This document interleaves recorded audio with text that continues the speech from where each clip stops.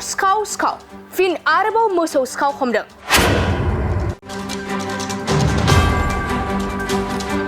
जों गोबां समनिफ्रायनो गोबां गुबुन जायगायाव मोसौ सिखाव हमनायखौ नुनो मोनबोगासिनो दं।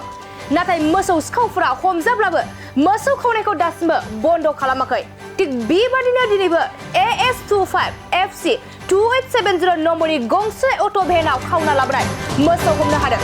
नंगौ, उदालगुरि जिल्लानि डिमाकुसि 3 नं आमगुरियाव मोसौ सिखाव हमदों रायजो राजाफ्रा। थारैनो गामिनि रायजो राजाफ्रा गंसे अट' भेनजों लाबोनाय मोसौखौ हमनो हादों।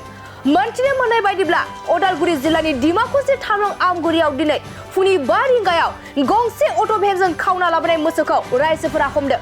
थारैनो सिखावफोरा AS25FC2870 नम्बरनि गंसे अट' भेनाव मोसौखौ खावना लाबोदोंमोन।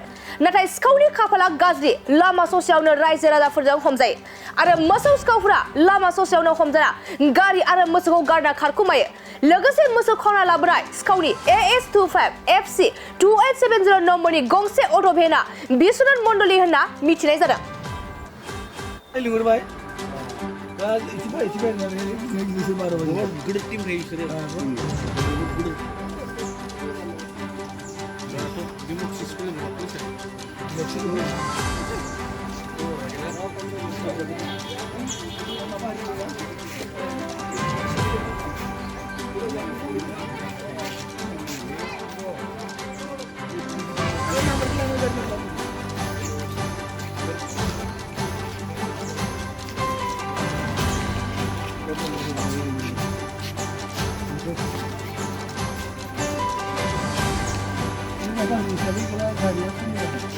বিশ্বনাথ মণ্ডল।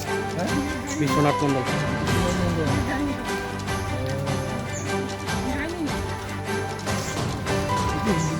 मोनसे फोसावथाय, नोंथांमोननि ओनसोलाव सोरबाफोर ड्राग्स एबा फेग्रा मुवाजों नाख्रेबजानानै थानाय सुबुं दं नामा?